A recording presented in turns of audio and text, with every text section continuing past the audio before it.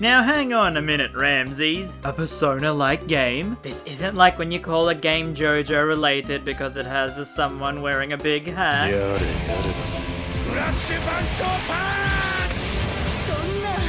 Okay, this is getting ridiculous.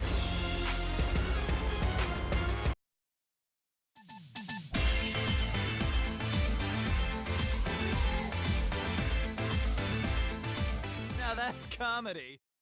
So I know I haven't really talked about it, but I was a huge Digimon fan back in the day. While Pokemon was enjoying its growing hype, I was like, hey, anyone wanna watch that Digimon cartoon on TV?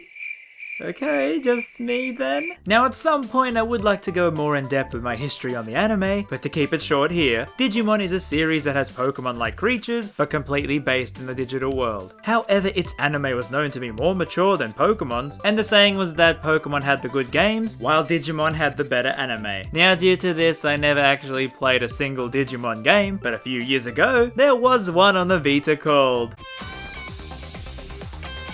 Okay, chill with your Danganronpa music. Like I was saying, the game was called Digimon Stories Cyber Sleuth, a JRPG where you control a protagonist who seems to have glitched between the digital and real world, meaning they can command a party of Digimon to investigate cyber crimes and battle hackers and baddies. And yes, this game does take heavy inspiration from the Persona series, more accurately from 3 and 4, with the way the story is set out, the combat, the way you fuse Digimon, the settings, characters, all these have some Persona aspect to them. And it even starts the same with the mysterious opening. It takes a bit too long to get into the combat like the Persona games, where it shows these unique avatars talking in a chat room.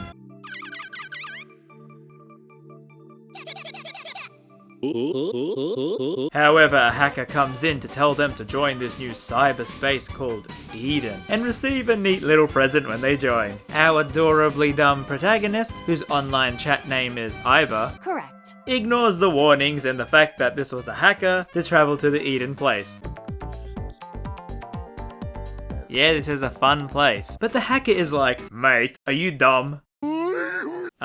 Anyway, it's not here, it's at this place called Kowloon. And so after a little cyber sleuthing, we arrive at this creepy looking area, where we meet the 2 other chat members who agreed to come to the Eden place. The first is Nokia. Not that Nokia, this Nokia. Wow. She's a bit, over the top. 白峰ノキアよろしくじゃない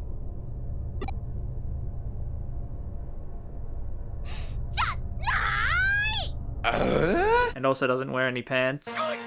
There's also this guy, the Edgelord, but before I can introduce you to him, the hacker talks to us, trapping us there, and hacking our digital bodies, installing a Digimon capture app.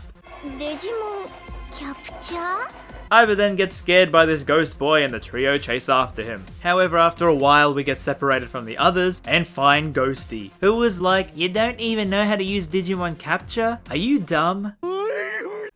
Anyway, just take this one for free. And like Pokemon, this is where we get to pick our starter Digimon.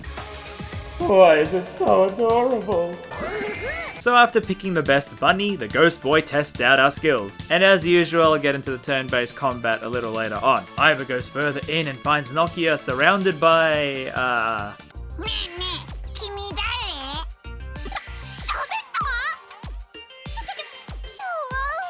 This is Agumon and Gabumon, the 2 sort of mascots of the franchise. Yes, of course, Digimon has a yellow mascot. No, it's not copying another series, shush you. We go further in and find Edgy Boy, when all of a sudden, a giant tentacle jellyfish thing comes in to attack us. Nokia freaks out, あれ but us and the 3 Digimon battle it until Edgy hacks a way for us to escape into the real world. However, Iba, being the Dumbo she is, stumbles and gets grabbed by the monster. This glitches out her logging off process.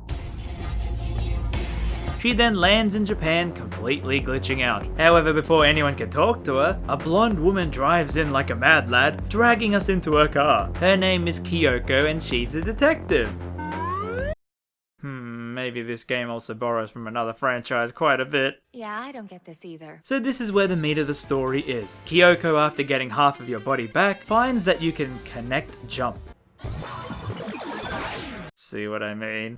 You're right. This allows us to travel into the digital world. Think of it like swimming through the Ethernet ports. And this oddly specific ability makes us very useful to Kyoko, so she wants to hire us to work at a detective agency where she specializes in cyber crimes. Now this is where the main story loop happens, as after talking to Kyoko about the main story plot, you then check the notice board and have to do a few side quests to continue the game. The side quests usually involve you solving someone's problem that the Digimon caused, where it can be things like a Digimon is messing with the air conditioning in a cafe, or singing loudly in a music store. This leads to a connect jump to battle the Digimon. But wait, before that, it seems we have an important special news broadcast.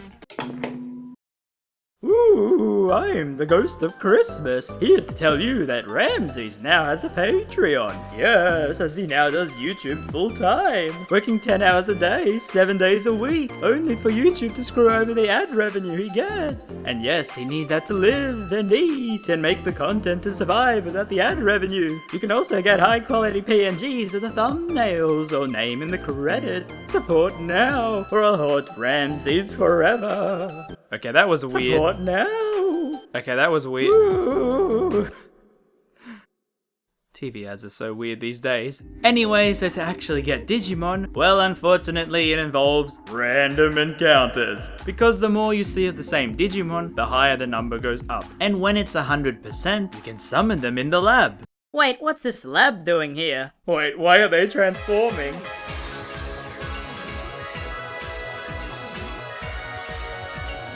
Oh, they fuse together.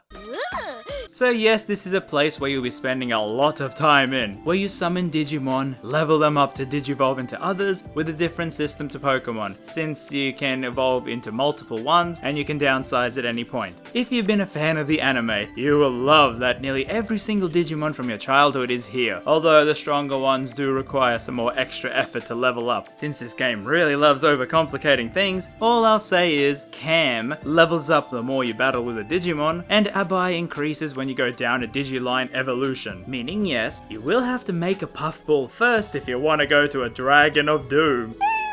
And complicated systems are everywhere. As with battles, it's like the other turn-based JRPGs, with the added bonus of a turn list on the side, showing you when you get to attack. And each Digimon has special moves, plus one unique one with its own animation, which I guess is a leg up on its eternal rival. I mean, the 3 battling ones even run behind you.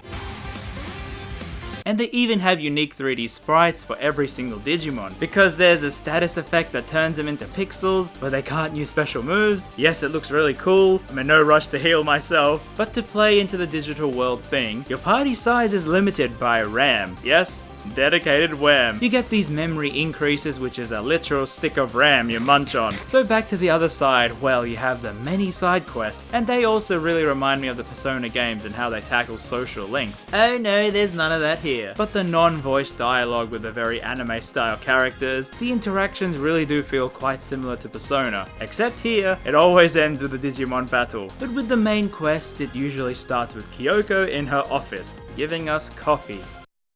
Bruh. She tells us that there's this unusual syndrome where people fall into comas after staying in Eden for too long. So time for a little hospital visit where we spy this mysteriously quiet girl. She runs off, but we can't seem to access the room she went into. Kyoko is like, use the force. I mean, use the digital powers you have. It's the only reason I hired you. So in we go in front of everyone and travel through the office's internet telephone line to sneak inside. Yes, this is a main aspect of the game, as we are able to sneak into all these highly secure places if they have digital lines. We then see that one of the patients of the Eden syndrome is us.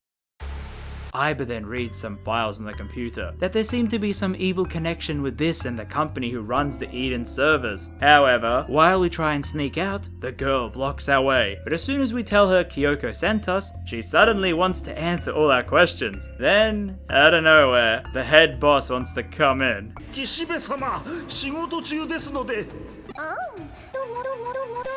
And we sneak out back the way we came. Kyoko is like, well, looks like those powers are really handy. You're officially my assistant. Have some coffee. And that's the end of us.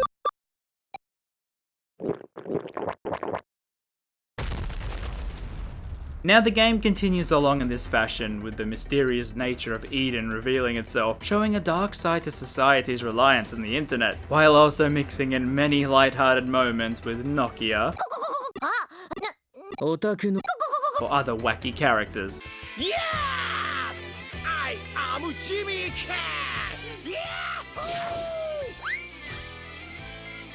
But here is where I want to bring up, yes, this is a JRPG, yes, it does require some grinding. However, the game, for whatever reason, at around chapter 15, there opens this dungeon which makes this process insanely easier. So once you complete it in the story, you can redo the dungeon back at the lab, and the Digimon you fight here give you really good experience growth. But the best thing about the game is that, like with other JRPGs, you get silver monsters that give you a ton of XP. Except, well, here instead of slimes, its anime was known to be more mature than Pokemon. Yeah, after evolving some Digimon to get these dudes, all you have to do for basic leveling up is just put 2 of them on your party and go through the dungeon. Their ability is to enhance your experience gain. I found it's best to get War Greymon since his AoE specialist type advantage on all the enemies here, plus leveling up refills your health and SP. Yes, I forgot to mention that, no need to run back to refill your health, just level up and it's a nice grind cycle. No joking, I spent hours here grinding as many of the cool Digimon from my childhood as I could. Take that, you little blob.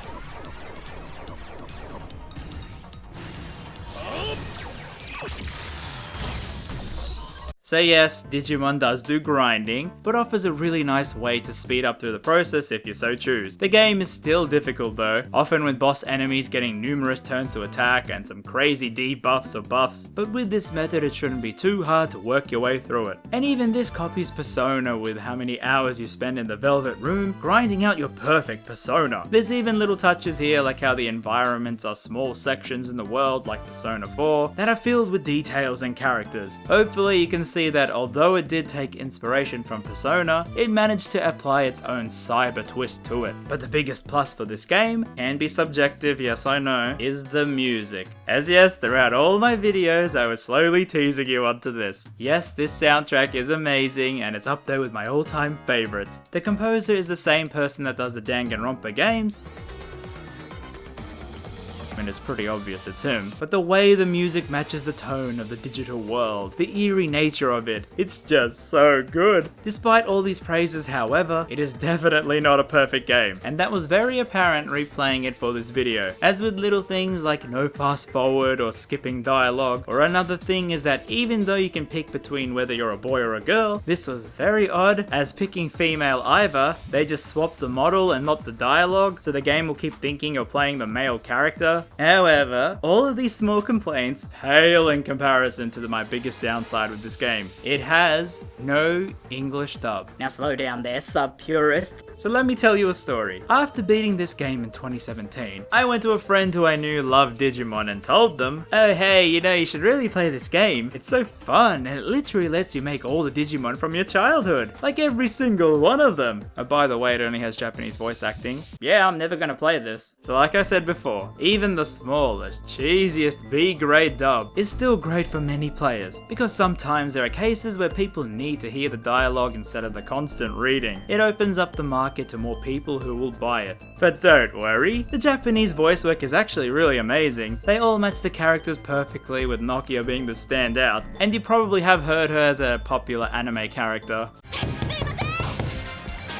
Wow! But I still feel that this game in particular could have benefited so much from a really basic dub. And come on, the Digimon Gacha mobile game has one, and we know why they did that, eh? And speaking of strange company decisions, I want to mention something really amusing about this game in 2019 on the PS4. Because, guess what? Okay, this is pretty hard to guess, but with the Vita copy, I got some day one DLC kind of thing that was free with the game. So naturally, I installed it, and it was things like special Agumon and Gabumon, you know, things that Pokemon did with Pikachu, and that was fine. What was not fine was finding out what this meant in 2019, because thankfully this game has a save transfer feature, meaning your save files carry over from the Vita. Except I can't load it because, yep, those DLC I mentioned are not installed on the PS4 version, meaning the file can't be read. Okay then, maybe I can re-download it from the store then. No? Because they want to promote the newer Hacker's Memory, which is a side story kinda game released 2 years later, all the DLC from the original are completely gone from the store, meaning I can never buy or download it on the PS4, meaning those files are locked, inaccessible forever. Huh. Maybe they are trying to copy the Pokemon games by locking out your favorites. But yes, despite all these flaws, I still think this is a really fun game. Although I do know a lot of my Digimon nostalgia is influencing this opinion. I don't know if you would have the same reaction without knowing the Digimon beforehand. Maybe let me know below if that's you. But honestly, this is still a really great game with amazing aesthetic.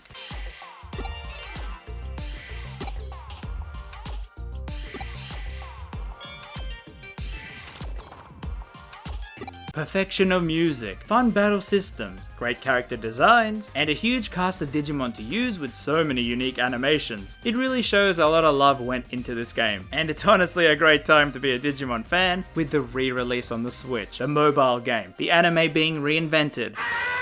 And one of my most hyped games for 2020, Digimon Survivor, which is looking to be a fusion of Digimon, Danganronpa, and Fire Emblem. No, I'm not kidding, look at the trailers, it looks really good. However, do note this game still has many flaws, some of it not even from the actual game itself, and you should keep that in mind if you do decide to check it out. But yeah, probably the no dub thing is the biggest flaw. I mean seriously, they could have sold insanely well with one. I guess they'll have to make do with the Japanese voices. Whoa! Trojan, RamZaes, Magnum, Sheik,